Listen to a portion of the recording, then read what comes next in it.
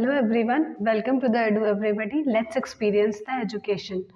तो आज का जो हमारा ये वीडियो है, ये हमारी मैथ की प्लेलिस्ट में जो हम प्रीवियस ईयर पेपर्स को डिस्कस कर रहे थे, उसमें हम नेक्स्ट तरीके के क्वेश्चंस को डिस्कस कर रहे हैं, जो है क्वेश्चन नंबर 4, 5, जो हमें 4 मार्क 2 मार्क में पूछा जाता है और साथ ही साथ 4 मार्क में भी पूछे जाते हैं। तो आज हम अपने 2 मार्क के बचे हुए कुछ क्वेश्चंस को डिस्कस करेंगे और 4 मार्क के क्वेश्चंस को स्टार्ट करेंगे। तो चलिए इसी सीरीज में आगे बढ़ते हैं। अगर आपने इससे पहले मेरे प्रीवियस वीडियोस को नहीं देखा है तो go and watch out, link आपको आई बटन पे शो हो रहा है। हम अब अपने नए क्वेश्चन की तरफ बढ़ेंगे जिसे हम अब डिस्कस करने वाले हैं। तो मेरा जो फर्स्ट ऑफ ऑल क्वेश्चन है जो मैं लेने वाली हूँ वो है, हमने कल लास्ट क्वेश्चन डिस्कस किया था कौन से रिलेटेड, उसके नीचे ही हमें एक और 2 मार्क का क्वेश्चन दिया हुआ है जो है if tan A is equal to cot B then prove that A plus B is 90 degree. यानी हमें दिया क्या है, हमें दिया है कि tan A cot B के बराबर है, ये एक रिलेशन दिया है और हमें प्रूव करना है कि angle A plus B 90 degree है, यानी ये कॉम्प्लीमेंट्री है। तो चलिए देखते हैं हम किस तरह से प्रूव करेंगे। हमने ट्रिग्नोमेट्रिक रेशियोज को काफ़ी अच्छे से पढ़ा हुआ है, तो उससे पहले ज़रा देखिए, हमें दिया है that tan A is equal to cot B। tan A cot B के बराबर है। अब हमने रेशियोज पढ़े थे तो हम क्या कर सकते हैं, किसी एक को चेंज कर सकते हैं। यानी कि अगर मैं इसे लिखना चाहूँ tan के टर्म में तो मुझे इसे लिखना पड़ेगा 90 माइनस बी। करेक्ट, ये हम पढ़ चुके थे, ट्रिग्नोमेट्रिकल रेशियोज क्वाड्रेंट्स पढ़े थे तब हमने पढ़ा था, तो हम इसे इस तरह से भी लिख सकते हैं। यस, फिर उसके बाद यहाँ से tan अगर हम हटा दें, रेशियो सेम है, तो यहाँ पर ये दोनों एंगल्स बराबर हो गए।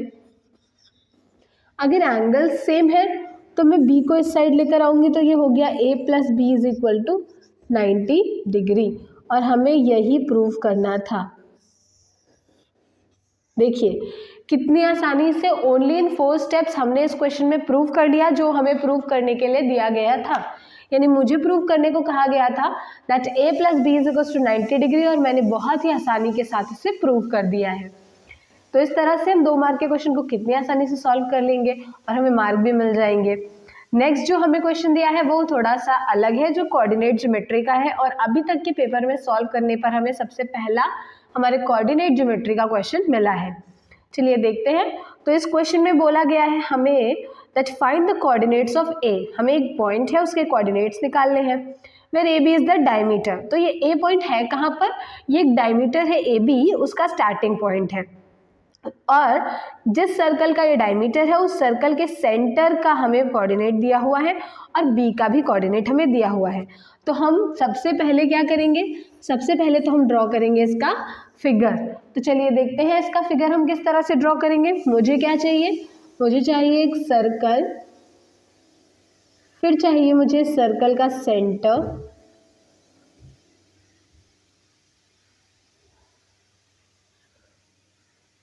और इस सेंटर से गुजरने वाली डायमीटर।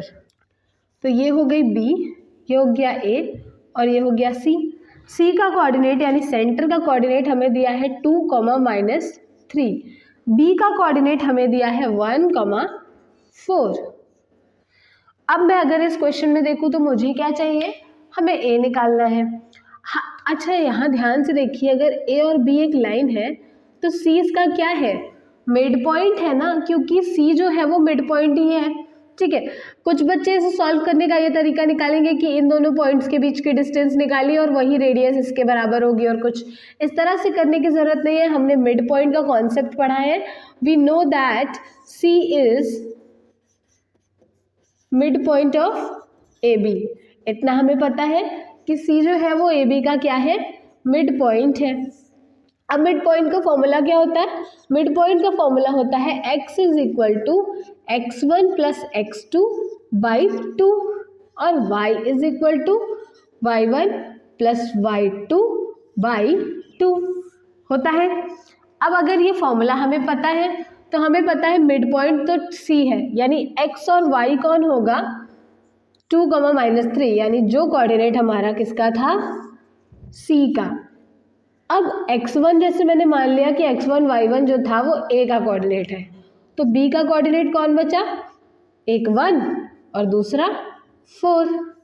तो सिमिलरली हमने वैल्यू पुट अप कर ली, इधर से x आ जाएगा, इधर से y, और हमारा a का कोऑर्डिनेट आ जाएगा, यानी 4 is equal to x1 plus 1। तो x1 is equal to 4 minus 1 यानी कि 3। तो x1 हमारा हो गया 3। सिमिलरली मैं अगर इसे सॉल्व करूंगी तो ये हो जाएगा माइनस का 6 is equal to y1 plus 4। तो y1 कितना आ जाएगा, माइनस का 6 माइनस का 4, यानी y1 कितना आ गया, माइनस का 10। ठीक है, तो इस तरह से अगर मैं बोलूँ a क्या है, तो a क्या है हमारा, जो हमारा a है वो है x1 y1, और यहाँ से हमें x1 और y1 मिला है 3 माइनस 10। इसलिए हम यहाँ पर ये भी लिख सकते हैं, let the a equal to x1 y1, ताकि हम उसी को लेट कर रहे हैं और उसी को आगे सॉल्व करके निकाल रहे हैं। तो इस तरह से हमने आसानी से हमें पता चल गया कि a जो है वो क्या है। हमने इसका अच्छे से जो वैल्यू थी वो भी निकाल लिया, कोऑर्डिनेट के फॉर्म में भी रख दिया, जितना हमसे पूछा गया हमने उसे अच्छे से बता दिया। तो इस तरह से हम ये क्वेश्चन सॉल्व करेंगे और आराम से हम अपने 4 मार्क सिक्योर कर सकते हैं। सॉरी, ये क्वेश्चन हमारा 2 मार्क का था तो 2 मार्क सिक्योर कर सकते हैं। इसी तरह से हमारी अब सीरीज में सिर्फ 4 मार्क के क्वेश्चंस को डिस्कस करना बचा है, जो कि हम नेक्स्ट वीडियो में डिस्कस करने वाले हैं। तो आपको नेक्स्ट वीडियो में हम लॉन्ग टाइप क्वेश्चंस यानी 4 मार्क क्वेश्चंस डिस्कस करके देंगे, और साथ ही साथ कल आपकी इस प्लेलिस्ट का लास्ट डे है, तो हम उस दिन सारे लॉन्ग आंसर्स को और उन्हें लिखने के तरीके को डिस्कस कर लेंगे, जिससे आपका लॉन्ग आंसर प्रिपरेशन भी कंप्लीट हो जाए और उसके बाद आप आराम से अपने एग्जाम को दे सकते हैं। तो मैं मिलती हूँ आपसे हमारे नेक्स्ट वीडियो में। तब तक के लिए हमारे प्लेलिस्ट को लाइक करिए, सब्सक्राइब करिए और चैनल को सब्सक्राइब करके ज़्यादा से ज़्यादा लोगों तक पहुँचाइए। अब हमारे नेक्स्ट वीडियो से आपको लॉन्ग आंसर्स में जब हेल्प मिल जाएगी तो मुझे लगता है आपकी सारी प्रिपरेशन कंप्लीट हो जाएगी मैथ के एग्जाम के लिए, और आपका एग्जाम अच्छे से अच्छा जाएगा। So we'll meet in the next video with new concept regarding your long answers type questions. Till then, bye bye, take care.